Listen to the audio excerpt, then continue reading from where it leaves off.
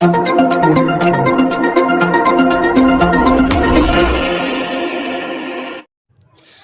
નામ ધારણ કરી કાપડ માર્કેટના વેપારીઓ સાથે 5 કરોડથી વધુનું ચીટિંગ કરી છેલ્લા 1 વર્ષથી નાસ્તા ફરતા રીઢા આરોપીને ઝડપી પાડતી સુરત શહેર પીસીબી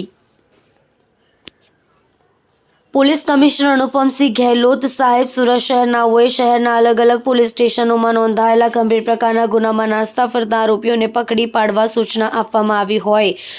આ સૂચના અન્વયે પીસીબી પીઆઈ આર.એસ. સુવેરા નાઓએ પોલીસ કમિશનર સુરત શહેરનાઓની સૂચના મુજબ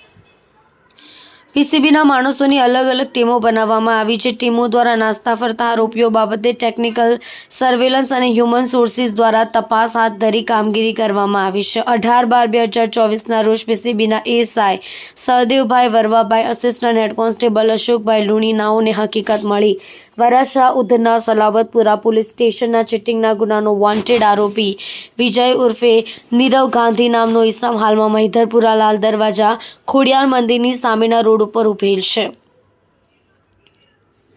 જેણે શરીરે ડાર્ક ક્રીમ કલરનો શર્ટ, કોફી કલરનું પેન્ટ પહેર્યું છે। હકીકતવાળી જગ્યાએથી આરોપી વિજય ઉર્ફે નીરવ ગાંધી 50 ભૂપતભાઈ રાઠોડ, ઉંમર 35, રહેવાસી flat number 601 Rishikesh apartment Variyav Amroli Surat શહેર, મૂળ રહેવાસી બહાદુરપુર ગામ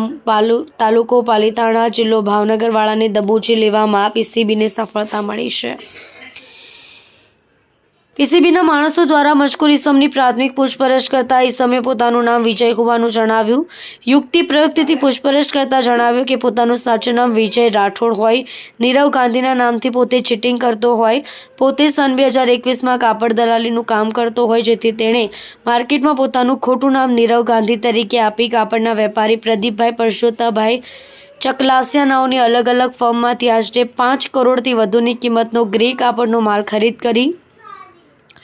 તેનું પેમેન્ટ ચૂકતે કર્યા વગર ભાગી ગયો હતો, જેથી ફરિયાદી પ્રદીપભાઈ